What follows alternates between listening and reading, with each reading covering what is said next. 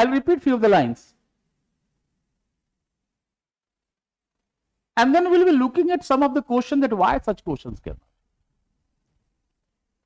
Last Saturday when we started talking about the GS, when I was having the first interaction with you, I told you that somehow or other when in your preparation mode,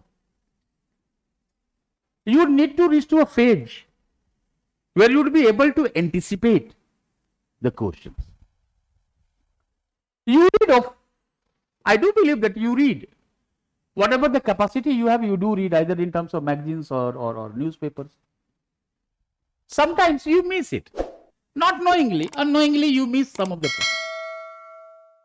But I had requested you that whenever you pick up any topic, you just try to think that how it could be divided in a different kind of perspective. Last class when we started talking about the secularism, we tried to divide in a certain dimension.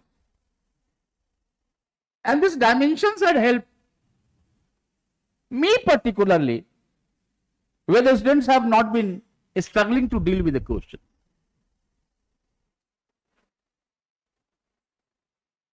I told you last class that when even despite the debates which are going on, communalism seems to be a stark reality of the Indian society. And with every communal violence, communalization of Indian politics and society, somehow or other we doubt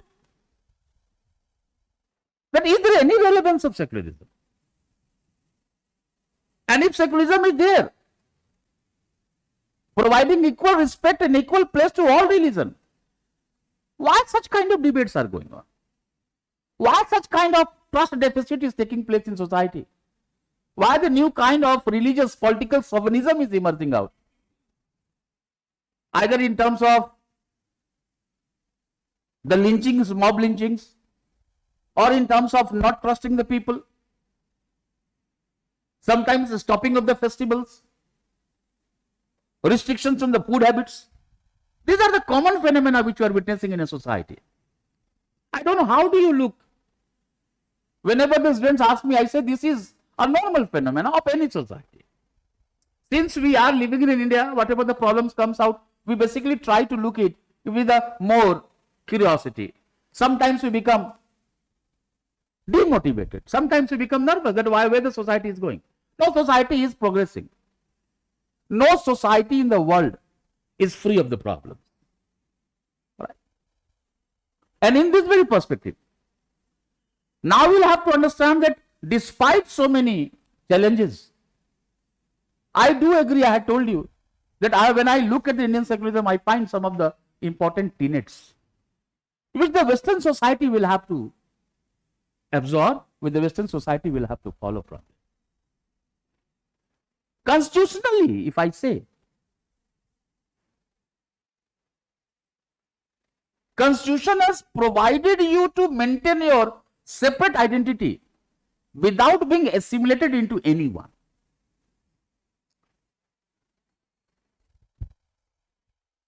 And when we started society, particularly diversity, I repeat the line. The Constitution has never asked us to relinquish our previous identity. We are first something else, and then we are Indian. Nowhere I find the Constitution has basically provided you to maintain your separate identity without being assimilated into it.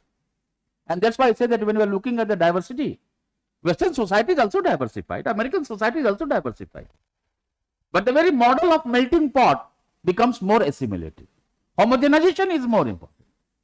Here everyone is maintaining their own culture, which requires to be viewed from the perspective of cultural relativism. दो word use करूंगा बेटा, दोनों को सुनना है. Cultural relativism is basically a practice to assess one's culture from its own perspective rather than from our own perspective. When we try to analyze anyone's culture practice from our own, it is called ethnocentrism. Right? Since we are not part of that group, since we are not part of that cultural world, we may not be able to understand why that is taking place. So most of the cultural practices will seem very bizarre to us. Hence, what we require that we basically need to look the every cultural practices irrespective of number, from their own perspective. And there is a Sarva Dharma Sambhav, the Gandhian philosophy. I don't know how we will be taking this line of mine. But this is the truth. Sometimes I feel that this is the truth. This very principle of Sarva Dharma Sambhav, what Gandhiji has basically propagated, it itself has to be understood by us. Gandhiji was a devout Hindu. Alright? Particularly in the national freedom. A person who himself is religious could relate other people belonging to the different faiths only with this philosophy. Sarva Dharma Sambhav. Alright? Possibility of all religion. If suppose if I believe in religion, then I'll have to come out with a certain perspective where if you are interacting with me, if you are part of my circle, then I should also be providing you the leeways to practice your own culture, to practice your own religion. And the principle of cultural liberty which is there. यहाँ से question निकला बेटा cultural challenge का. मैं बोलता चलूं थोड़ा सा बाद में लिखते हैं. Cultural liberty means everyone is free to practice their culture without being ridiculed to, without being ashamed of. Every culture. That very art of cultural liberty is there in India. And I told you last class that secularism provides you the right to culture, right to cultural practices. But at the same length, I'm repeating one line. When he says there is no religion as such that could be termed as a state religion, a state will have to keep a principal distance with our religion. It does not mean that the state has lost all its responsibility towards religion. We needed to understand secular religions not as a bipolar totality, rather in a one perspective. आज भी अगर छोटा सा example दो, आज भी कहीं पे कोई प्रोसेसन निकलना है, मुहर्रम का निकलना है या दुर्गा पूजा का निकलना है, आपको एडमिनिस्ट्रेशन से परमिशन लेना होगा. Alright? Secular does not mean end of religion.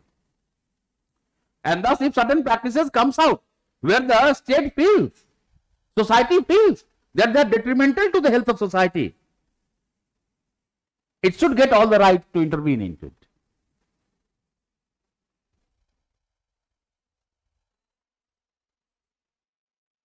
Whereas in the West we are talking about two dimensions are there. ठीक है बेटा यहाँ तक? Two dimensions are there. In most of the writings, it is always said that when we are talking about the concept of secularism in India, it is a borrowed concept. It is a Western concept. I do have a doubt. I do not deny. I have led my life like this. I have never fought with anyone. And I have never stopped anyone from picking their opinion. If I agree, agree. If I don't agree, don't agree.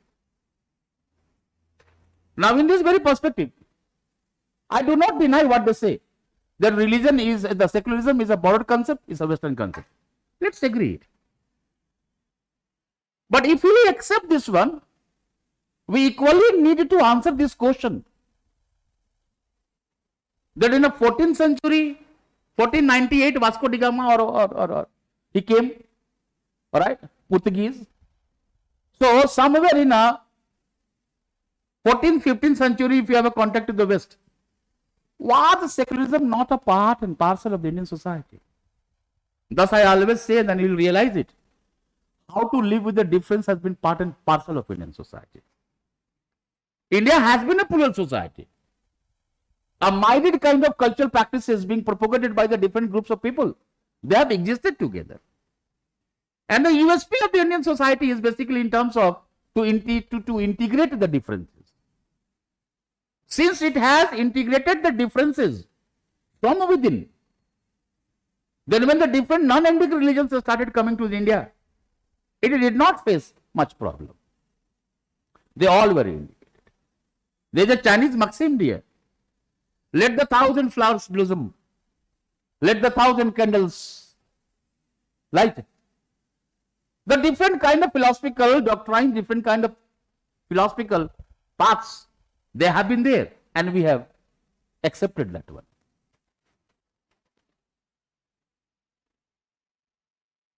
The truth could be one. The ways to search the truth may be varied, may be different. And in this context, these are the certain strengths within which you will find about that how the Western society could basically be indebted to the Indian concept of secularism, Indian concept of secularism. But let me say, I agree. Not denying the fact that we do not have a problem, we have a problem. No concept is foolproof. No system is foolproof. Yes, we do have a problem. But despite the problems, we do have a certain strength. And that strength has to be marked down. That strength has to be jogged down. And in this perspective, in polity, when they asked you 2017, that what France can learn constitutionally from the Indian secularism, then now the points are there with you. Now, where in France we are talking about? ठीक है, यहाँ तक अब थोड़ा सा sequence को सुनते चलना बेटा मुझे. You will agree, you will not deny that the entire modern world and wherever particularly the democracy has flourished, every nation seems to be indebted to French society. The 1789 French Revolution, ushering of the democracy, heralding of the democratic rule, and coming out of equality, fraternity, freedom. Almost every nations of the world somehow or other seems to be indebted to this very cardinal values what the French society through its revolution has cherished and has propagated. The idea of religious tolerance, right from the Enlightenment, right from the French Revolution in terms of Voltaire, that was there. That now when the Europe is coming in contact with the different other cultures, the other people may belong to the different faith. So there must be certain perspective of religious tolerance. And a French society, when it ushered towards, heralded toward the democratic rule, it provided equality to all people, irrespective of their faith. And they further solidified it in 1905, when they adopted, this is called principle of Laicite, L-A-I-C-I-T-E. अभी बोलेंगे, पहले सुन लो मुझे बेटा. Principle of Laicite has a two interpretation in a France. Number one, no official religion, official state religion, number one. दूसरा वाला number को गौर करना बेटा, दूसरा वाला इंटरप्रिटेशन गौर करना. No government in religious institutions and no religion in government institutions. All right? But particularly 2017, I'm sorry to once again quote it. Charlie Hebdo incident took place. Caricature of Paigambar Sahab was made. And that eat the sentiments of Muslims. And those who have done it, they said that everyone has a right to express one. Yes. Democracy has provided you the freedom to express, freedom to expression. But every rights comes with obligations as well. We only talk about rights, we do not talk about obligations. If we have the rights, we do have the obligations. If any kind of expression, right to expression, if it hurts the sentiment of certain people, that has to be taken care of. And particularly from 2017, we find about the entire principle of Laicite that was gone. A state intervened in the matters of religion. Some of the cults yaad hai na, the religious organization revolving around the individual leader. Some of the cults were banned, they were declared criminal. The certain signs, religious signs, like burqa, scarf, yarmulk, they were banned from the public places. And that very principle of Laicite was undermined. Clear है? अभी clear हुआ आपको question क्यों आया? तो पहले उस question में क्या करना था? फ्रांस सोसाइटी को देना था, इंडियन सोसाइटी के बेसिक टीनेट्स को देने थे, Laicite वाले प्रिंसिपल के अंडरमाइनिंग को देना था. क्लियर है मेरी बात यहां से? और उसी को जब छोड़ेंगे तो वहां से उठा लेंगे that what are the challenges to the Indian secularism. Clear है? अब उसमें दो डायमेंशंस, एक तो कल्चर डायमेंशंस का मिसकंसेप्शन और दूसरा पॉलिटिको जुडिशियल वन। वहां तक पहुंचने के पहले थोड़ा सा इसको लिख लेते हैं, नीचे एक एरो मार्क देना और लिखना। अब एक बार 4 लाइन बोलता हूं बेटा, उसके बाद आगे कंटिन्यू करता हूं। I told you the moment I started secularism, I told you that except 2014, where a very simple question of secularism was asked. You were basically being asked to compare the Indian with the Western kind of. But from there, when you look at most of the questions on secularism, they were the questions which required you not to fix yourself with the paper.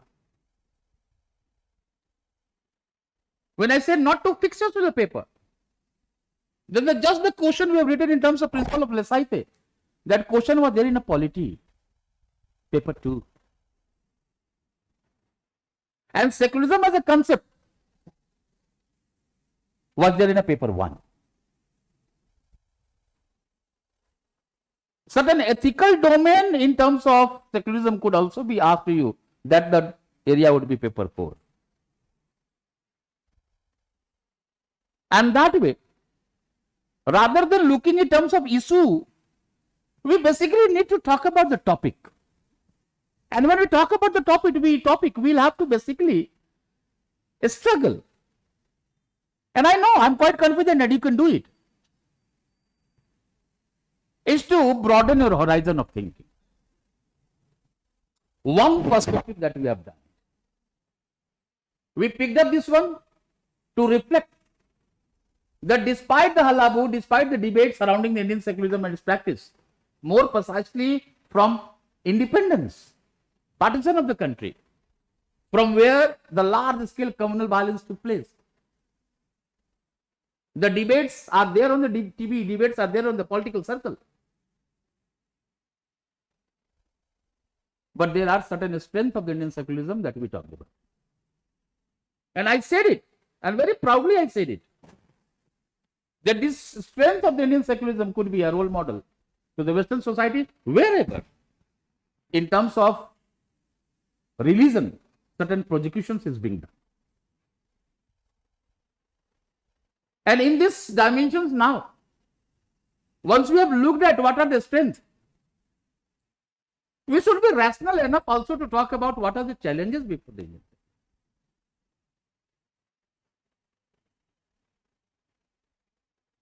When you look at most of the books, it will always be said that one of the greatest challenges to the Indian secularism is the ideology of communalism. But is it only the communalism which is challenging the secularism? Is it only the communal violence that is basically jeopardizing the spirit of secularism in India? Or is somewhere a certain kind of misconceptions that has been spread in the country in the name of secularism, that a state does not have a right to intervene in a religious matter?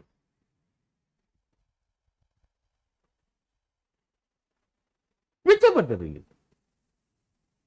When you go to the UCC, particularly, I have started with the Hindu Code Bill, and it was opposed very vehemently by the Hindu conservatives, and Dr. Ambedkar was accused. Triple Talaq, that was the one other perspective where you find about that another kind of debates started emerging up. Santhara, in terms of FGM, in terms of Jallikattu. Now the debate has intensified. And from every corner we are saying that this is our cultural practice and a state does not have a right to intervene in the cultural practice. Thus, very categorically I made you right that secular and religion has not to be viewed as the two bipolar opposites in the Indian concept. Secularism, if secularism is not the end of religion, then we equally need to understand. And then we need to argue that when you say there is no religion as such that could be termed as a state religion, it does not mean that a state is defunct in the matter of religion. You aren't getting me? A state does have a role. And thus, whenever the secular affairs of religion have to be managed, State will intervene into it. And it is the ethical imperative of the state that in the name of religion, if some cultural practices are detrimental to the social health, a state will have to intervene into it. And if the state has to intervene, then the question which was asked to you 2019, that what are the challenges of cultural practices in the name of secularism in India? All right? I have told you, and once again I am saying, I am a firm believer that secularism provides us the right to cultural practice. Not denying it. I am not denying it. Because the art of cultural liberty we have written that without being ashamed of, I do have a right to practice my historical moorings. I do have that right. बेटा थोड़ा बंद कर दे, आवाज जोर जाएगी, बंद कर दो, हाँ नहीं खेल दो उसको, आवाज जाती है बाहर. Now historical moorings are there. In future, if the certain practices comes out where we'll have to find that these are corrupting the ways of life of the people, the society will have to intervene into it. But it is the strength of the secularist practice in India that it basically allowed the different faiths to flourish without losing their identity. And if it has made us to let other religions come, flourish, propagate, profess, then apart from Article 14, 25, 26, 27, 28 has been there.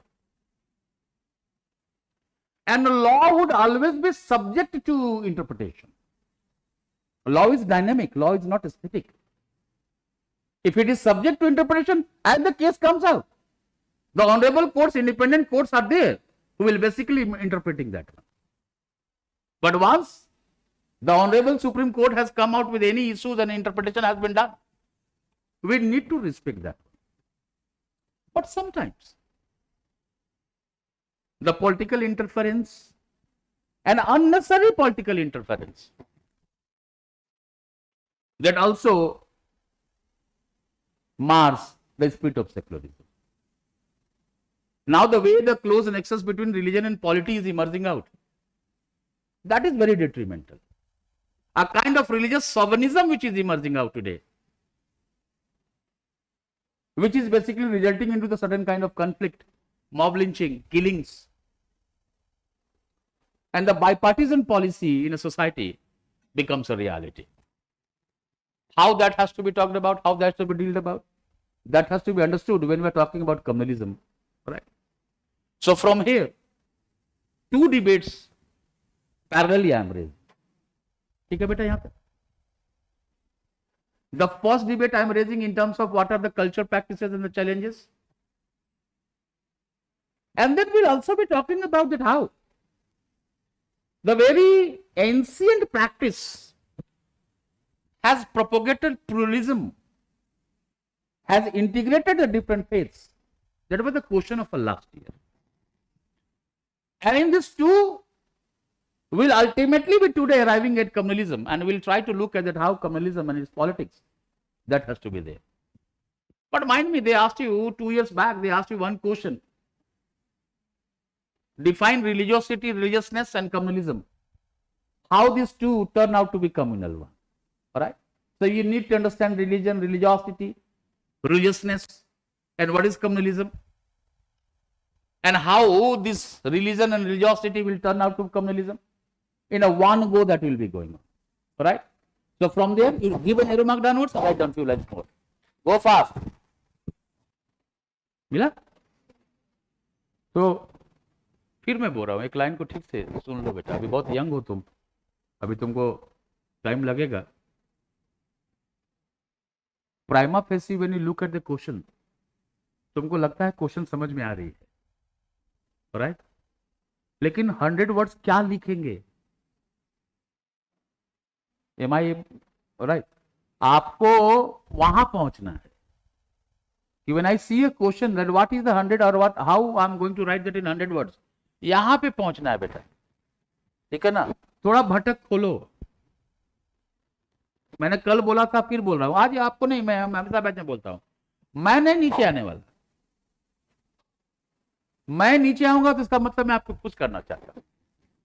मैं आपको खुश करके चला तो जाऊंगा, मुझे कोई फर्क नहीं पड़ता बेटा। आज 23 सालों के बाद मुझे आप don't have to prove anything, I have made it. ठीक है, तुम बिना मतलब का फिर कल इंडियन सोसाइटी में स्ट्रगल कर रहे हो, ठीक है, तो बेकार है, फिर मैंने आपको धोखा दिया है।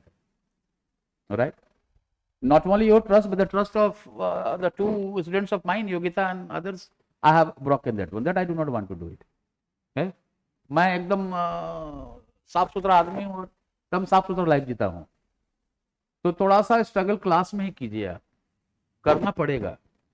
कुछ वर्ड सब जो आए, उन वर्ड्स का कोई और दूसरा अल्टरनेटिव नहीं था बेटा, है ना, वो वर्ड नहीं कंसेप्ट थे, तो उसको वही कंसेप्ट लिखेंगे, और नार्सिसिज्म की जगह कोई और दूसरा कंसेप्ट नहीं हो सकता है ना।